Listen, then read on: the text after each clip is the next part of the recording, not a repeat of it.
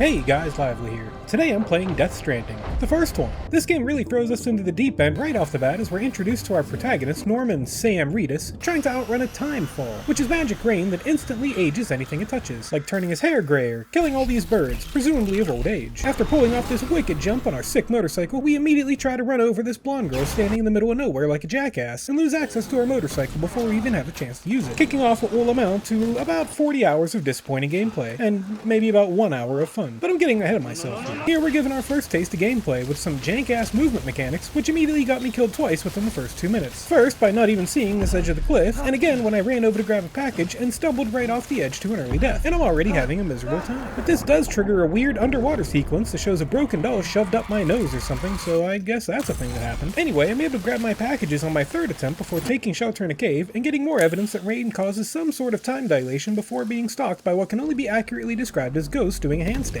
That stupid blonde chick shows up and tells us to be quiet, which is a warning I don't think I needed before the ghosts hand walk away, and she hopefully tells the audience that we have an affliction called dooms, and we've advanced to the second stage, meaning we can sense the ghosts, but can't directly see them. She introduces herself as fragile before eating some oversized tardigrades and offering us a job as a mailman. But seeing as how I'm already a mailman, it seems like a lateral career move at best, and so we decline. She pulls a Batman and leaves us to our own devices, and here we get to experience the next 95% of the game, walking around and picking shit up, because even Kojima knows that the one thing we gamers really love is fetch quests. The journey to the city is largely uneventful while I get accustomed to the controls, and by the time we make it to the city to complete our first of many deliveries, we also get to see the obnoxious amount of menus that pop up every single time I complete a delivery. I guess it's necessary for the game to show me how many likes I got as if I'm playing on Facebook or something. Some guy named Igor drives up and tells us we have to take a body to get cremated before it explodes in a massive nuclear detonation, because that's a thing that happens in this world, so we tag along and get attacked by more invisible ghosts before they summon their phantom ghost tar to abduct them. After he spends a few minutes shooting at clouds or whatever, he throws a baby at us, and Jesus Christ, that thing has got a huge dick. We take our new role as a father very seriously by plugging the baby into our suit, which allows us to access some old memories that we think are from the baby, but they're actually our own repressed memories. We get our first glimpse of the most interesting character in the game, Mads Mikkelsen, and then we snap back to reality to see the destruction one dead body can cause, and that's the end of the prologue. 14 episodes to go. We wake up in our private suite and get introduced to a guy named Deadman, who appears to have been lobotomized at some point, and he tells us that our handcuffs aren't handcuffs, but are actually a live service connection to something called the chiral network. We also learn that we are something called a repatriate, which means we can come back to life whenever we die, and boy howdy, that sure is a useful power to have in a video game. Anyway, he gives us some morphine and says we need to deliver it to the President of the United States of America, because they want to have a meeting with us, and despite this place looking like it doesn't have much of a citizenship, much less a government, we agree to go. We make our way to the President's office, where we meet her right-hand man, the ludicrously named Die Hard Man, before the President tells us we have to go chase our sister, her daughter, Amelie, across the country in order to connect everyone to the chiral network in order to rebuild America. I guess she's not a fan of our stoicism though, so she lunges at us and tells us to go to the beach before promptly fucking dying, so off to the incinerator we go. We're also told to burn the baby we were so graciously given, but after torching our mom, we decide to keep the little fella and plug him back into our suit. And now when we go outside, we can see the invisible ghost monsters, who are called BTs. Interestingly, the game never told me what BT stands for, and I had to Google it, and apparently it stands for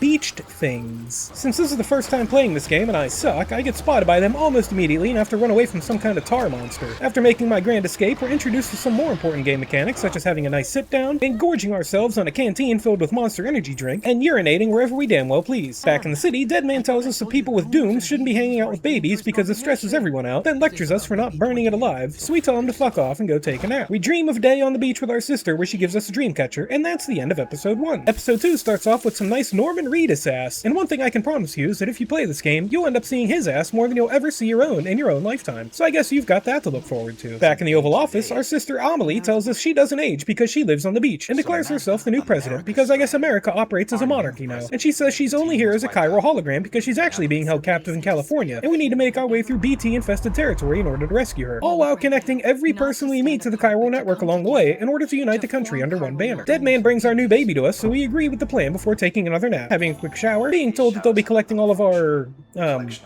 bodily waste products for various tests, which really just means I have to spend a lot of time in this game watching myself take a shit. We get another glimpse of Mads Mikkelsen and see our mom in the hospital before setting off for our next grand adventure. Walking across the street, climbing some ladders, crossing a river, and eventually plugging our gravity-defying necklace into this pedestal to link up random citizens to the vast chiral government oversight program. And it looks like we've already walked from Washington, D.C. to somewhere in Ohio. Man, North America is way smaller than I realized. On the next leg of our long walk, we run into some guys called mules, who are basically just raiders. Our baby has an existential crisis despite having very limited awareness of what's going on around it, and we have to take it back to Deadman for a little checkup. So I made my way down the river the old-fashioned way since I hadn't really learned how the stamina bar worked works quite yet, and it was definitely giving me a mild headache at this point, so I figured I should take a minute to limber up before making our way to Kentucky, where Deadman tells us that our BB needs to think it's inside the womb of its brain-dead mother. So all we have to do is connect it to the internet for a quick firmware upgrade, and we are good to go. Our sister's hologram pays us a visit to tell us more stuff we already know, then some guy named Hartman asks us to throw our bathwater at the BTs for science. Mads Mikkelsen swings by our dream memories to show that we're being held captive in the hospital. Deadman tells us our baby is a preemie that gets stressed easily because having her development halted at only 7 months into a pregnancy is pretty hard, and I learn that we can calm BB down by slowly rocking it back and forth, which I assumed meant that I should shake it as hard as I can because I don't like kids. And then we're finally off to go beat up some raiders and take their stuff. We sneak through another BT-infested area and find ourselves in the magical land of Illinois, and learn how absolutely abysmal the driving mechanics are, since even touching a pebble brings you to an instant stop, and I'm pretty sure I'm going to have a severe case of whiplash after this is all over. So I relieve some stress by punching some mules in the face before stopping to change my boots and take another shit. At this point, I was still feeling hopeful for the future and decided to stick around this area for a while to complete some of the side quest deliveries in the hopes that it would somehow make the rest of the game a little easier, like grinding up to level up a little bit. But all it really did was make me realize that none of this matters, and the repetitious gameplay of Death Stranding is not something that I enjoy. But everyone kept telling me, don't worry Lively, the game gets better after episode 3, you just gotta stick it out. So I eventually stopped doing anything that wasn't absolutely mandatory to push the main story forward. It was around this time that we learned our blood can be used as a bioweapon to kill the BTs, so I tried out some BT biobomb blood grenades before Father Mads tells us about Pangea and promises to take us to the moon, and suddenly we find ourselves bringing Arkansas into the American way of life. I guess Arkansas was starting to push some buttons though, because this guy named Higgs shows up and starts flooding the world with tar and makes us fight a giant BT covered in tentacles. I won't lie, I was a little concerned at first since it has a ton of health, it's our first boss fight, and using my blood as a weapon understandably hurts me, but luckily there are pre-made blood grenades all over the place, so it ended up being pretty easy, and this has been the most enjoyable part of the game so far, though since the bar has been set so low at this point, I guess that's not really saying too much. After the fight, Margaret Qualley tells us that entering the next area of the game will lock me out of this area, and I panicked a little due to a mild case of FOMO, so I spent the next 3 fucking hours delivering random packages across the Midwest before deciding this is a huge waste of time and I'm not having any fun. So I give Fragile a call and ask her to please put me on a boat and get me the hell out of here. And that's it for episode 2. Next stop, Minnesota. Episode 3 starts with Amelie channeling her inner Dead Space, and then telling us some shit we already know, again, before our boat arrives in Minnesota, where we learn that Fragile's ex-employee Higgs detonated nukes in 3 major cities over here, and everyone thinks she's a terrorist. Since the major cities have been largely wiped out, our job is to find random people living on their own to connect them to the chiral network, which really only confirms my previous theory that citizenship is at an all-time low, and I'm not sure what the point of even connecting these little shacks could really be. Fragile fills us in on the beaches and how she teleports around. Basically, everyone has their own beach that serves as a pseudo-purgatory for the afterlife, but the beaches can be shared if the living souls were connected in some way, and she has the power to travel between the beaches and the living world. I'm not quite sure how this enables her to teleport around the living world with the use of her beach, but whatever, let's just get on with it. I was told the game starts to get good in this chapter, damn it. Die Hardman, god damn it, I just can't get over that name, tells us to do some extra deliveries to convince the locals we're not the bad guys, and I'm so happy because that's exactly what I wanted to hear, so I figure I'll take out some more of my pent-up aggression as I make my way to Minnesota. And it's around this time that I found that a pretty easy way to cheese all these mules was to shoulder charge them before punching their faces in, and with this method I'm able to take on a pretty much infinite number of these idiots so I can secure the area and all their stolen goods, which should maybe probably help me with all those extra deliveries I have to make, because there is no god. I was also able to procure one of their trucks, and that was really great for my storage capacity until the battery ran out literally 75 seconds after I hijacked the thing, so that was less than ideal. And wouldn't you know it, we made it to Nebraska already. Considering my goal here is to reach California, and I'm already halfway there in episode 3, it makes me wonder how there are 14 episodes that comprise this story. But I didn't know how many episodes there were at the time, and I thought, hey, at least I'm probably around halfway done with the main story here, and so I remained mildly optimistic and figured it would all be over soon. Oh, past Lively, you sweet summer child. I ran into some more BTs that I quickly wiped out with my inner juices, soothed my crying child, hauled more cargo around, beat up more mules, and honestly, I'm really running out of things to say here. There were a few things I enjoyed though. For example, I was able to build this road, which made it easier to traverse the landscape, especially since batteries don't run out if you're on the power grid, and this made everything so much better. Unfortunately, it didn't take long for me to see the sheer volume of resources required to build more roads, not to mention the fact that all these structures deteriorate and collapse over time, which means I'd have to rebuild them over and over. And just like that, as soon as I gained the tiniest bit of hope for the future, I was kicked to the curb like the hookers that accidentally fall asleep on my bed. As I progress through all this nonsense, it's important to note that roads aren't the only things that I unlock. Margaret Qualley showed me these delivery robots I can make that look really familiar, though I'm not quite sure why. Gecko!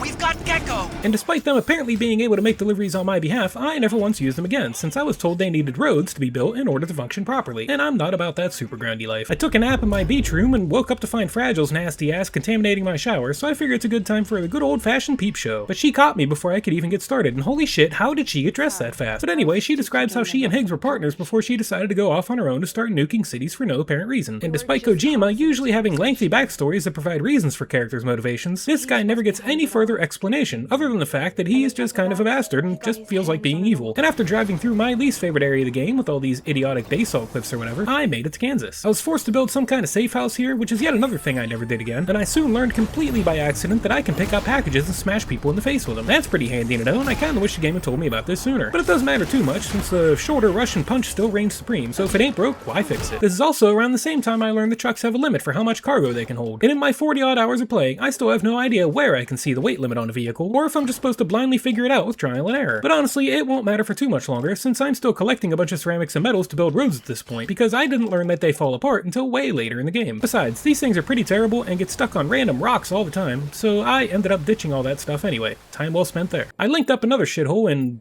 either Texas or New Mexico, I can't really tell. Geography was never really my strong suit. But something else happened around this time too. My game started totally freaking out. It all started when I was looting this mule camp, and all of a sudden, all the tents and walls were invisible, despite retaining their collision. And then the issues continued further when I tried crossing this river and a bunch of my packages also became invisible. Who knows, maybe they turned into BTs too. And then while I was traipsing around the world, I found myself fighting the current of an invisible river, before turning in some orders at this partially invisible distribution facility. And I think this might be the game's way of telling me to give up now before it's too late. But I've come too far to stop now, and I'm determined to see this through to the end. And hey, I'm in Colorado. And that's really just how things go for a long, long time. I stole some motorcycles, beat up more mules, completed a ton of delivery orders, drove on my sweet-ass new roads, snuck around and blew up more BTs, carried some girl over to her boyfriend's place even though her legs are perfectly functional, watched them get engaged even though they really don't seem to like each other very much. And during all this time, not one single thing happened to push any semblance of a story through, until this random-ass dude gave me, you guessed it, another package to deliver. But this one is given me in a cutscene, so you know that thing's gotta be important, right? A quick glance tells me I'm carrying a small thermonuclear weapon. But hey, it's not my job to judge. I'm just the middleman, so I load it into my truck and take it to its destination. Except I was driving a little too fast and the gates didn't go down in time, and when I hit the barriers, my truck exploded and I got my first game over. Well, shit. So I tried again, being sure to wait for the barriers to lower themselves, drive into the city, and another game over. What the hell? But hey, maybe it's another bug. My game hasn't exactly been operating at 100% capacity here after all. Third time's a charm, right? So I drive in again, and boom!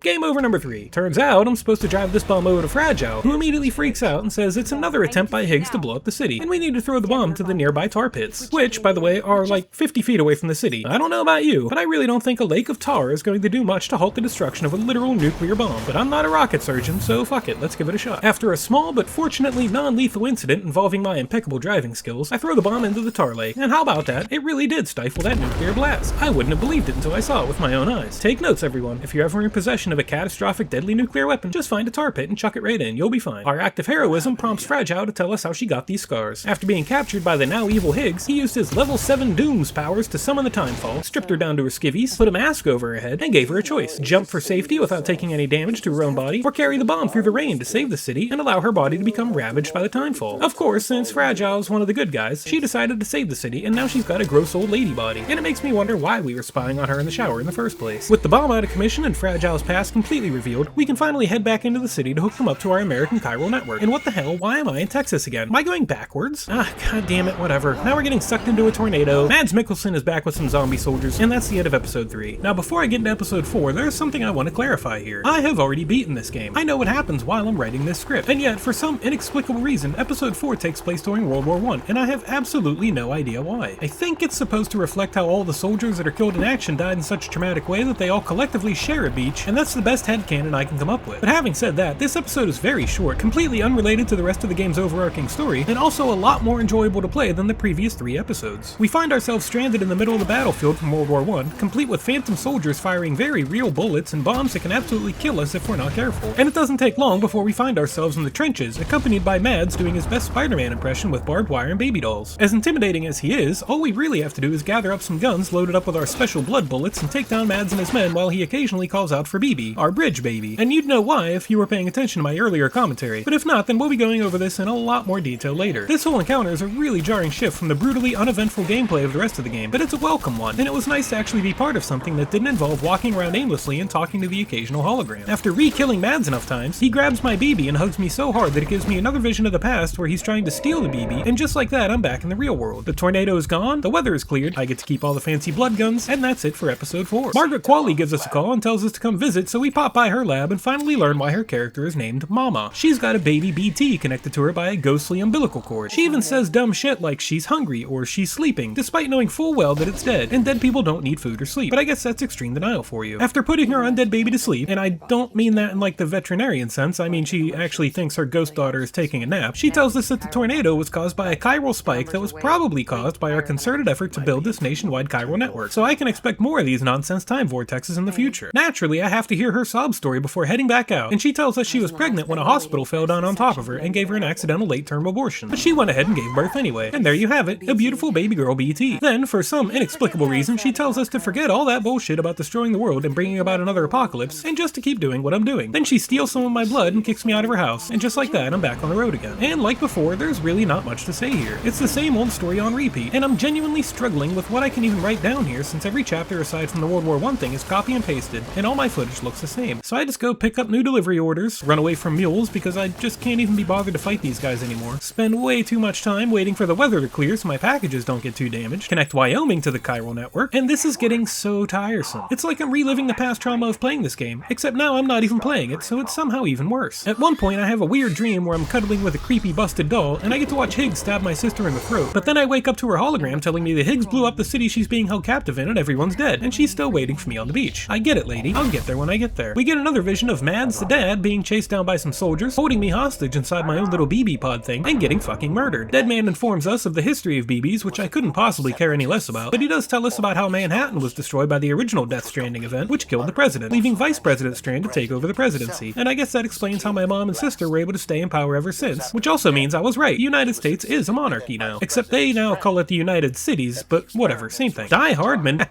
says our chiral network is already in the process of destroying some cities, but despite the threat of imminent death surrounding us all, my next job is to deliver another nuclear weapon to a nearby city. That makes sense. Upon my arrival, I get lectured for doing the job that everyone keeps asking me to do by the people that keep asking me to do it, and it turns out Margaret Qualley's identical twin sister is the one that ordered this bomb. Why? I don't know, but again, I'm just a delivery guy, it's none of my business. But even though I did exactly what she wanted, she tells me to shove my chiral network where the sun don't shine and refuses to join the UCA. Die Hardman says this is unacceptable and we need to connect them one way or another, then continues to fill us in on some shit I don't care about, and tells us Mama and Lockney, the two Margaret Qualleys, are so closely connected that they could be considered one person occupying two separate bodies, kinda like Jesus in a way, and that will strangely enough come up later in, so keep that in mind. And yet, even though they're essentially the same person, only one of them likes us at the moment, so we have to reunite them in order to make Margaret Qualley version 1 convince Margaret Qualley version 2 to be our friend. I ran into another mule camp, only to discover they carry automatic weapons now, which seems like a really bad idea on their part since everyone knows that dead bodies turned into nuclear weapons. But it's not that big of a deal since my shoulder charge and punch method still works just fine, so I take all their stuff and borrow one of their trucks for the time being. And speaking of nuclear corpses, I grabbed another mission to find a completely unrelated dead guy and carry him to the incinerator before he takes out a few square miles of scenery, because who wouldn't want to save this beautiful, vibrant landscape? So we treat him the same way we treated our mom a few hours ago, tie up some mules with our fancy rope gun and kick him in the dick, grab a fresh new pair of sunglasses cause I'm fucking fly, Papa Mads pretends he's a sommelier, we meet up with Conan O'Brien for some reason, who I'm fairly certain was just told to talk about otters for a while.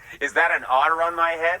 Or am I just happy to see you? But then he gives us his otter hat cause I'm fucking fly and I need that drip to max my riz, and we're finally off to kidnap Qualley version 1 from her lab. Turns out she was able to transform our handcuff things into interdimensional umbilical cord cutters, which makes dealing with BTs a hell of a lot easier from now on. And to test it out, she wants us to sever her connection to her BT baby daughter and send it straight back to hell, which we do without hesitation, before zipping her up in a body bag and taking her back to her sister's place. This game is weird, but still pretty bad. Higgs shows up again to summon another giant BT monster, but this one's not so bad since I don't have to fight it. I can just run out of its range and then double back to my truck. Sadly, I got caught in a timefall storm that destroyed my truck, so I had to trudge my way through the rain to grab another truck from a nearby mule camp, and I figured Qualley V1 wouldn't mind sitting in her cocoon for a few minutes while I grabbed some more supplies to build some more roads later, but even that ended up being a fruitless endeavor after I crashed that truck too and swapped over to a motorcycle. We finally deliver Qualley V1 to Qualley V2, and Qualley V1 tells Qualley V2 to fix my chiral necklace thing that I used to connect all these cities before I start a revival of the initial Death Stranding event. And then Qualley V1 instantly fucking dies for some reason, but that's okay because Qualley V2 is convinced we're A-okay in her book now and hooks us up with some upgrades. After a quick shower, Deadman pops into our private room, which by this point doesn't seem to be all that private, and drops the news that something is wrong with my BB. And that's it for episode 5. Deadman drones on about how bridge babies are a link between our world and the afterlife, and as such, they don't really belong in either. But our BB has been enjoying our company so much that it's starting to like me too much, which means this baby has the audacity to think it's a living, breathing human being. He offers to reset it, whatever the hell that means, with the caveats being that I can't carry it around anymore and my BB might lose its memories. Sam suddenly refers to the BB as Lou here, which caught me pretty off guard since up until this point I don't remember the kid having a name. BB pisses on Deadman, which I had no idea it could do, and then he corners me in the shower like a creepy fucking weirdo, and I feel extremely uncomfortable right now. He says the BBs were approved for use by our mom with the intention of using them to travel between the worlds of the living and the dead, kind of like Fragile does, I guess. And he's afraid that Die Hardman is part of some terrorist plot involving the BBs. But then we're back to business as usual, and we're off to do more deliveries and connect more single-family homes to the chiral network, which will apparently make BB feel better. So off we go. Quali V2 calls us up and says she's finally whole again, so I'm thinking she must have propped up her sister's corpse to do some kind of fusion dance, so I guess she's like Quali version 3 now? But whatever, I've got places to be. Some guy gifts us some extra Monster Energy drink, which is still such a weird thing to see here. Traveling through the snow sucks because all it does is slow me down, and this game's already crawling along at a snail's pace. And then things go from bad to worse when I get spotted by some BTs that I can't see because I don't have my trusty BB with me anymore. I think the game kind of freaked out here a little bit because when you get caught, the BTs drag you around for a few seconds and then dump you into the magnificent tar ocean. But this time it acted like it was confused and had some kind of pathing issue and seemed to go on for an abnormally long time, like it couldn't figure out where to take me. But it eventually worked itself out and I was able to get away from the big scary things pretty easily. Plus, my panicked fleeing took me right to my destination. Oh, happy day. I spent entirely too much time taking on new orders and fighting against the snow with the occasional BT fights and mule raids along the way. And after about 3 hours of this, I'm finally summoned to Hartman's lab. Wally 3 calls to warn us about another chiral vortex nearby and seems to now be in possession of her sister's memories, and I can't even tell who I'm talking to anymore, but I'm sure we'll deal with that later. The game just keeps piling it on now though as they take away my regular vision, since I guess taking away my BT vision wasn't quite enough. And after a quick drive through the whiteout, we spot the vortex in the sky right near Hartman's place. And with that, episode 6 is in the bag. Deadman calls us from back in 1943 or some shit and says he's stuck with my BB in World War II, and Mads is trying to hunt him down and take the BB away from him. But it's cool because I'm here too, and in case you hadn't already figured it out, episode 7 is exactly the same as episode 4. Don't get me wrong, I think these sections are the best part of the game so far, but it's still such a ridiculous and repetitious cycle I'm in that I can't find any enjoyment in any of it. But I guess that's my problem, so let's go hunt down Mads again. I meet up with Deadman in the sewers so I can take my kid back, and since the kid is what Mads wants, this means Deadman is now free to roam around unscathed until I sort out this whole time travel undead murder business. And you know the drill by now. Soak in the visuals while we try our best to load up on a ton of rifles, grenades, shotguns, and blood packs, so that we don't die. Hunt down Mads and his soldiers whenever we can. Follow the big gold glowing footsteps to track him down. But as predictable as this is, there's no denying the visual fidelity of these set pieces. I mean, look at all this. The tanks, warplanes, ruined buildings. It's really a sight to behold, and I genuinely wish more of the game took place in areas like this. But anyway, I'm getting carried away a little. After we take out Mads, we get some more insight into his backstory as a sad, lonely husk of a man, someone that feels utterly defeated and out of both options and time. From our little BB pod, we get a clear view of his dog tags, and lo and behold, we were somehow able to snatch them off his neck during the World War II sequence and bring them into the present with us. Nifty. Now I hope you're sitting down for this part because we got a ton of expositing getting dropped on us all at once. Are you ready? I'm ready. Deadman tells us we've been asleep for an entire day before blindsiding us with the knowledge that he's been digging into our past and found evidence that Lou is what we had planned on naming our son 10 years ago. But it sounds like our wife Lucy had a better idea and decided to die instead and take out the whole city with her, leaving nothing behind but a crater, some suspicions that I killed my wife and left her body behind to bomb the city on purpose, and a very sad and wounded Norman Reedus. He also shares that 70% of his body is comprised of organs from dead people, meaning he's just a soulless meat puppet. His words, not mine. But we're not done with the exposition yet, no sir. Next up, the dog tags. They belong to a soldier by the name of Clifford Unger, a United States Special Forces vet, but information is sparse. We're also reassured that Deadman won't be joining us for our next shower, cryptically stating that the possibility of Die Hardman eavesdropping on us is no longer an issue. But even with that wonderful news, I still can't take a damn shower in peace around here since now I have to deal with people talking through a loudspeaker in my room while I'm just trying to relax for a minute. And Hartman goes on about how everyone's soul is connected to a beach that's unique to them, but all the beaches can become entangled due to various factors and form a complex multiverse of beaches, with entangled beaches like the war zones being a jumbled mess of souls with the conflicts raging on for an eternity, constantly repeating over and over, which I'm pretty sure also very accurately describes this entire game in a nutshell. Part of me is begging for all of this to be over and done with, but I also know that means going back to the boring task of walking back and forth between a bunch of places that all look the same, so I'm really finding myself quite torn. On the plus side, we've got our BB back again, and it treats us to another vision of Mads Unger Mikkelsen meeting up with a soldier in that hospital room he's apparently trapped in. Wow, amazing! Die Hardman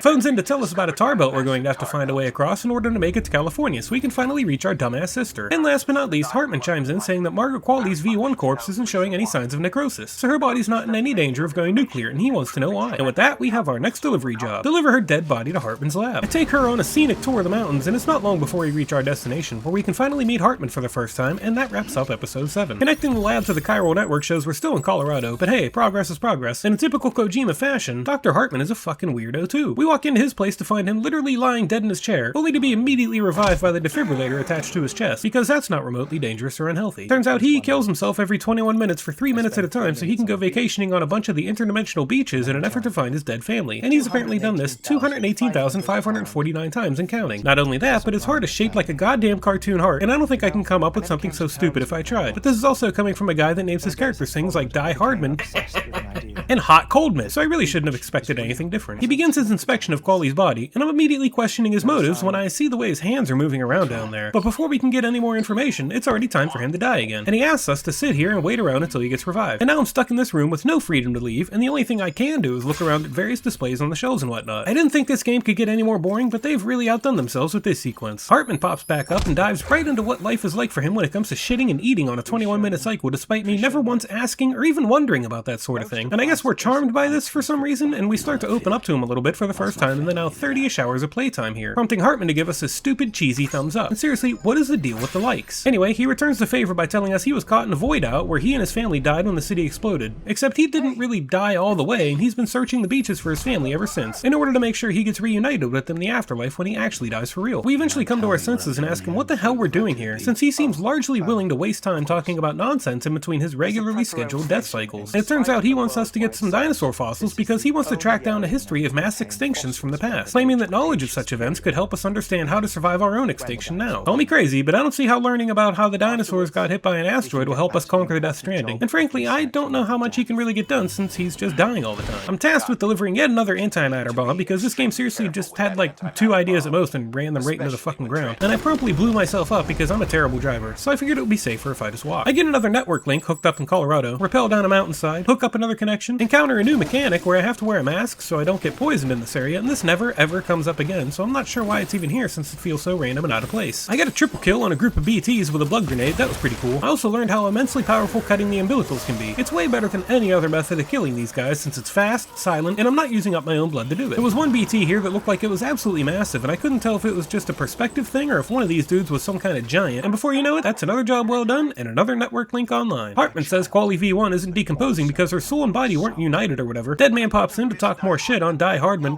So stupid! And honest to God, I have no idea why they're trying so hard to plant this seed of distrust because I promise you that nothing comes of it. Unless something happens in the second game, in which case I'll probably never know about it. These morons all randomly keep coming up with theories about extinction level events being commonplace on Earth, and they're all caused by the Death Stranding and Carillium, and each extinction event is led by an extinction entity, or EE, and my mother, the president, was one of those entities. But since she's dead and I burned her body to ash, now it's my sister Amelie that's the extinction entity, which is probably why she's always talking about waiting for me on the fucking beach. And honestly, if you haven't figured out by now that Amelie and my mother are the same person split into 2 separate entities, then you're either an idiot or I'm talking too fast and you missed it. But either way, this is supposed to be some big twist, but it was pretty easy to predict even in like episode 2 if you paid even a little bit of attention. After like 5 hours of this non-stop bullshit, I'm finally ready to make my way to the tar belt so I can go to California. But I have to carry a ton of crap to build a terminal there to set up a network. And much like when you come home with a ton of groceries and don't want to make 2 trips to bring it all inside, I opted for a very similar strategy and over-encumbered myself, forcing me to walk like this for the rest of the way there. After setting up the relay, I now have a new problem. Nobody knows how to cross the tar pits, but the game keeps telling me to check my email. And after 30 or so hours of walking, they truly thought that what this game needed was some downtime so I could go read some goddamn emails to figure out the next quest. And the real shame is, the answer is actually the most clever part of the game, and if it wasn't revealed so poorly, I probably would have enjoyed this review a whole lot more. You see, when the BTs catch you, they flood the area with tar, and sometimes buildings. You saw some examples of that in my earlier boss fights. Those buildings are spawned from the other side, so to speak, and are like they're being dragged from the past into the present, and that's our way across. Go get spotted by the BTs and use those buildings to cross the tar pits. It's such a cool idea and a really fun part of the game, and I really wish there was more of this. Just look at it. The shifting landscapes, the tar whales popping in and out from right beneath your feet, the adrenaline of trying to outrun the land of death itself. This is great. I could do this all day. Honestly, the only bad part about this was my baby wouldn't stop crying, and I don't know if you know this, but the sound of a crying infant actually makes pretty much every situation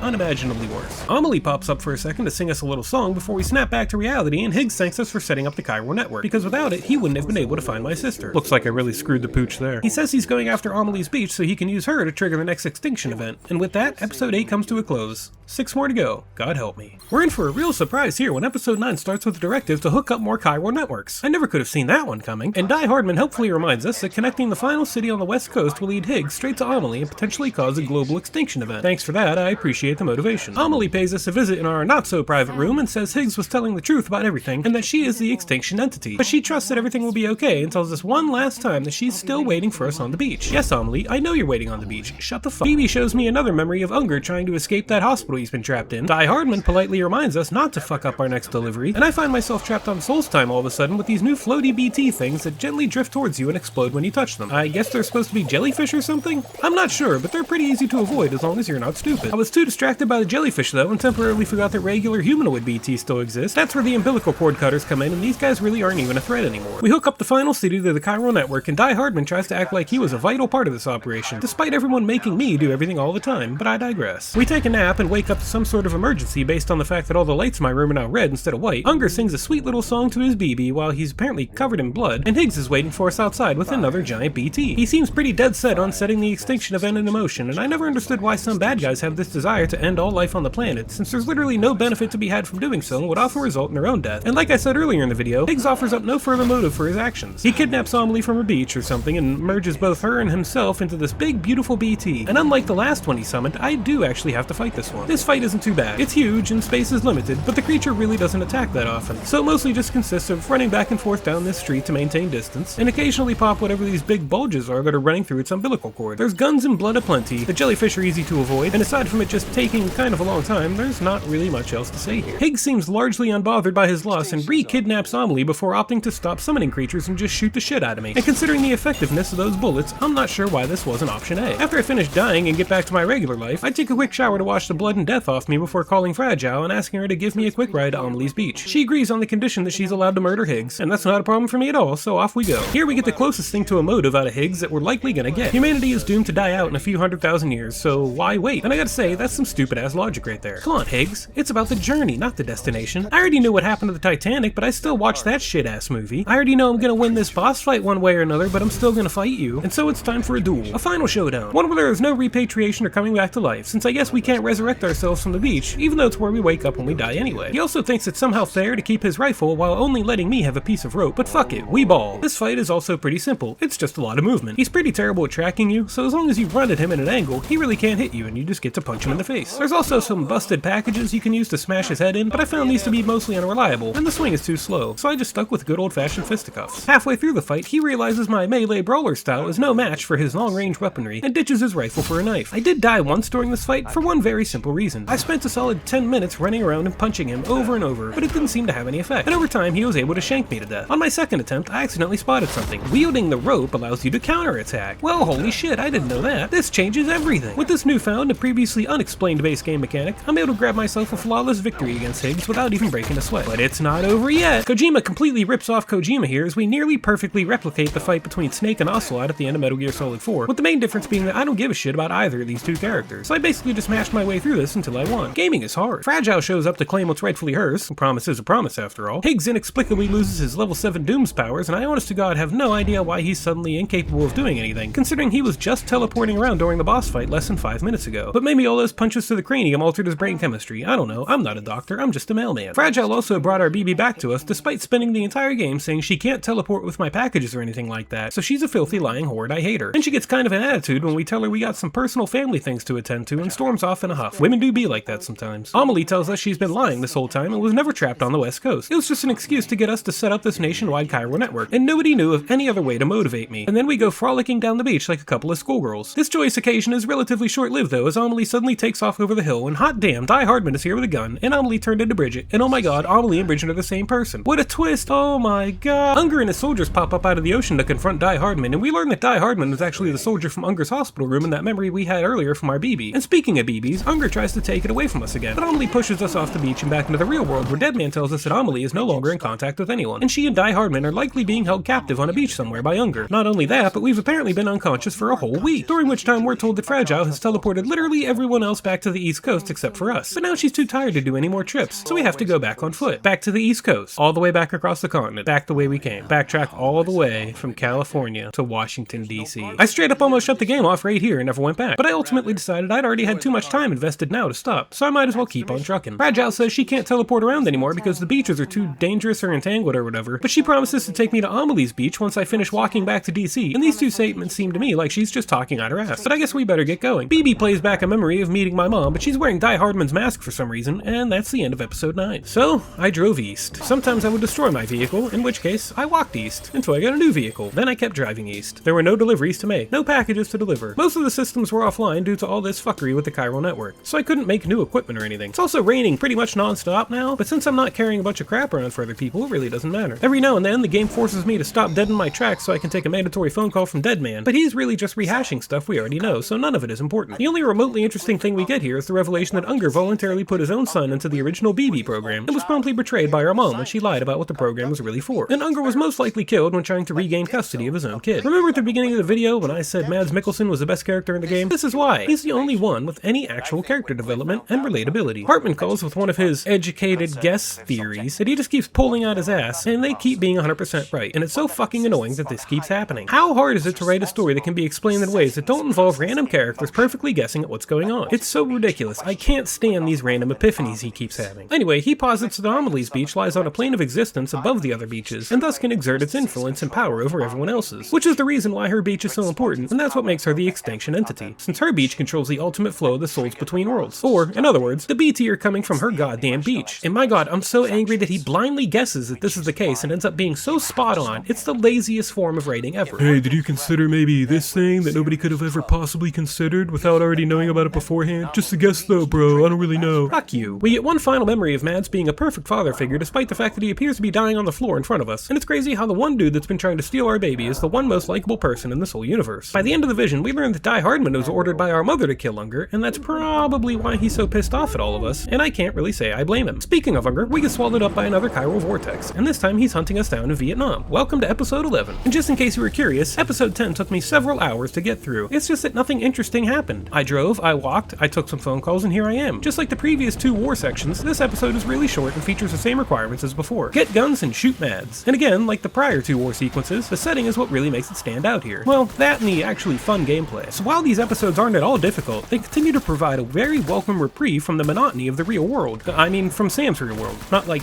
the real world. I'm fine. I have friends and stuff, okay? I'm fine, okay? I'm fine.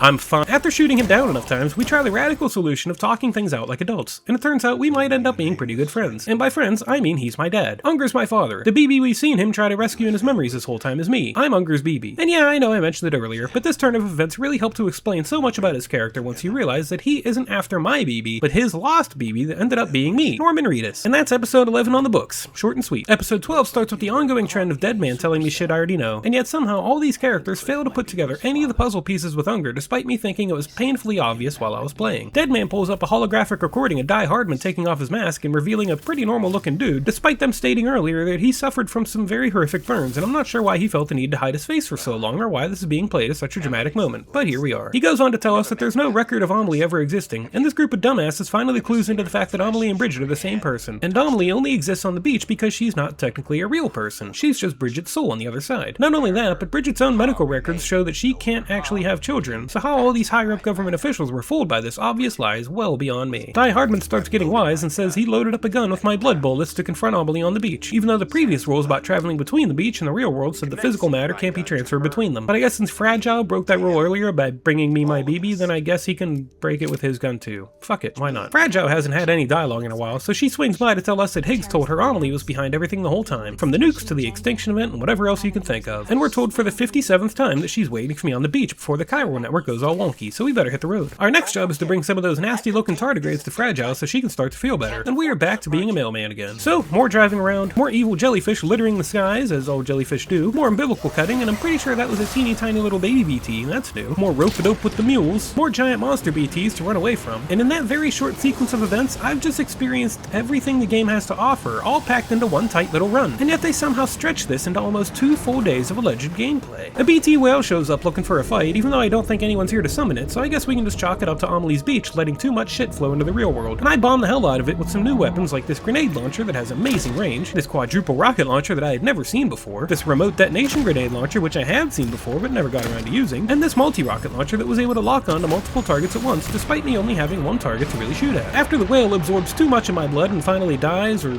re-dies, I guess? It's already a dead whale, right? I'm just killing its soul or something? Anyway, after the whale dies and explodes into some fancy gold crystals, I'm free to finish my tardigrade delivery for Fragile. Enjoy your bugs, you filthy whore. Hartman barges into our emotional reunion to say that Amelie's Beach operates on a plane higher than the rest of the beaches. And wait a goddamn minute, dude, this is the exact same theory you guessed about earlier. So are you saying you confirmed it to be true, or are you just reiterating your guess again so everyone else can hear it too? Because if it is proven true, then I'd like to see the data on that. And if you're just reiterating, then I really need you to shut the hell up because I heard you the first time. This group of nobodies all confirm that our only hope of stopping the next extinction from wiping us all out is for me to go visit her on the beach in person and talk her out of it. Or to kill her on the beach and trap myself there for eternity in the process. Sam tries to give some sort of emotional speech here to cap off our journey together, but when you have to literally write a speech telling the audience that your character has undergone their own story arc, it probably isn't gonna land well, and this is no exception. Fragile teleports us over to Amelie's Beach where we wake up on the shore, and now we're on to episode 13. We're so close to the end, I can taste it. This part annoyed me a bit. There's no sign of Amelie here, but there's a somewhat prominent island seen in the distance, so I figured we would have to dramatically swim out to reach her. But nope, the water just sweeps you right back to shore. Trying to walk along the beach cuts you off and sends you back into the middle. I can't use the dead whale bodies to make a bridge out there, and just as I was on the cusp of getting all pissy and googling it, the game decided it had had its fill of toying with me and triggered the next cutscene. What a frustratingly terrible design choice. And yet, spoilers, it won't be the last time we see this design choice in action. Who thought this was a good idea? We're finally told flat out that Amelie and Bridget are the same person, so I guess that makes her my sister mom. And saying that out loud just made my brain twitch in a weird way that I don't find enjoyable at all. But here she gives us two options. We can either choose to stay here with her for eternity, watching the extinction event unfold and consume all life that exists everywhere, you know, just hanging out with our sister mom on an island full of dead whales, or we can take our gun and shoot her in the head, which would leave us trapped here in limbo forever, but would save existence from ending elsewhere. And I thought, well, easy choice.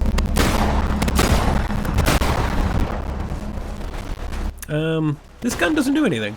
These bullets don't do anything. Hey, don't push me out of the way. I'm trying to stop an extinction here and make the ultimate sacrifice. Well, that was a failure. Let's try again. Maybe I have to shoot her point blank, right in the face.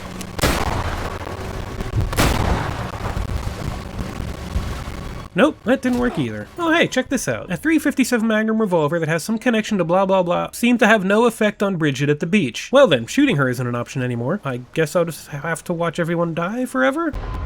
Still no, huh? What the hell, what do you want from me, game? Is there a secret third option somewhere? Is there something you're not telling me? And, well, turns out the answer is yes. If you unequip the gun, you now get a completely different prompt.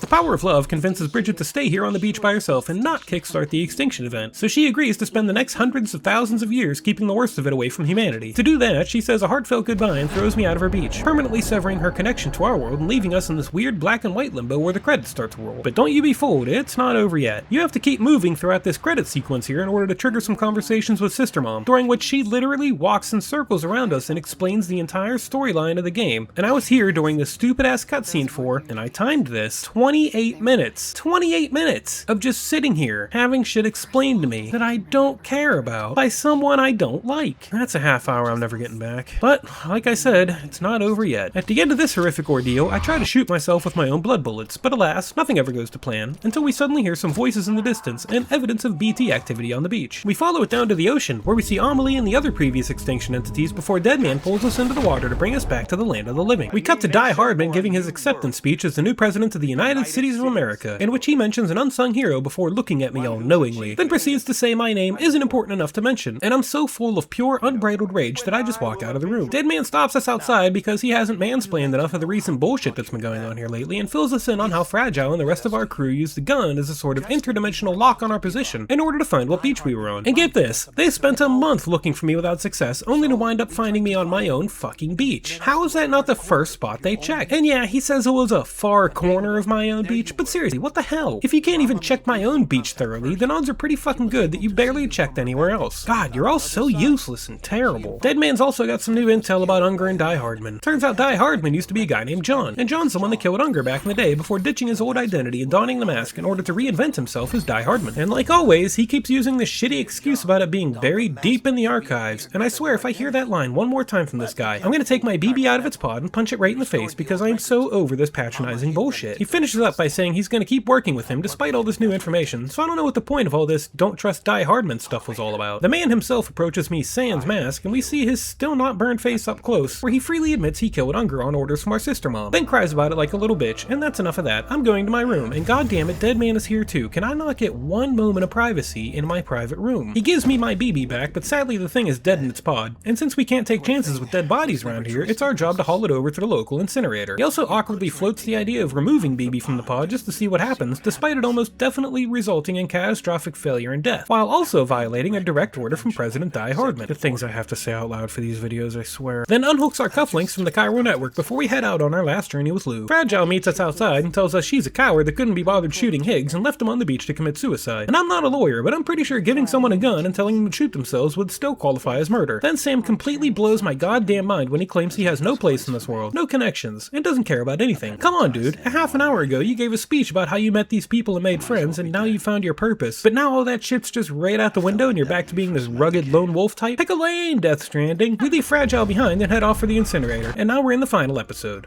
Episode 14. Lou remains, moderately unresponsive despite my best efforts. The game won't let me shake the pod anymore. So the game gives us that back where it all started feeling, where we take the same path to the same incinerator from the beginning of the game, following Igor's ladders and ropes and all that. And as we approach the facility that will serve as Lou's final resting place, we get a flashback to the full story of Clifford Unger and his BB, but this time it's from an outside the pod perspective. Alright. Since we've already seen all this, I'll just go over it quickly so it all flows together more properly. Unger volunteered his son, me, for the first iteration of the BB project, which my sister mom lied to him about, since he was told they were researching BTs but actually planned to harvest his baby for their own purposes. Die Hardman, then known as John, was a soldier that previously served under Unger's command, and now served as a guard for President Sister Mom. And since he felt torn on where his loyalty should truly lie, he convinced Unger to take his son and flee the facility. Unwilling to leave his wife to an unknown fate, he shoots her in the face twice before trying to escape, but ultimately gets cornered back in the room with his wife's body before Sister Mom orders John Hardman to execute Unger for his betrayal. Unger gets shot, and the bullets also tear through his son's stomach, killing them both. Sister Mom then travels to the beach to find the dead baby and resuscitates it, healing the wound in its stomach and leaving a distinct cross-shaped scar. And with her active resuscitation from the other side, her actions open the floodgates for BTs to invade the world of the living, ultimately resulting in the world we live in today. This also created the first and only repatriate, Sam, since his life is the one that should have ended long ago, and is also why Sister Mom is our mom, as she adopted us and hid the truth of my resurrection away from the world. So thanks a lot, Mom. You killed my dad and started the apocalypse all in one day. Back in the present, we decide not to incinerate Lou, so we take it out of the pod instead. But go figure, the thing is still dead. There's a painfully long scene where we continually try to revive Lou. Okay, I know it's only like 2 minutes long, which doesn't sound like a lot, but it feels like forever when the scene is a guy trying to revive a dead fetus, take my word for it. Before it finally starts crying and we're surrounded by a bunch of other BT babies for some reason. We head outside into the brave new world. That's not much different from the world from yesterday. There's a short post-credit scene of us naming our daughter Louisa, and that's where the name Lou comes from, and that's the end of Death Stranding. And I think, I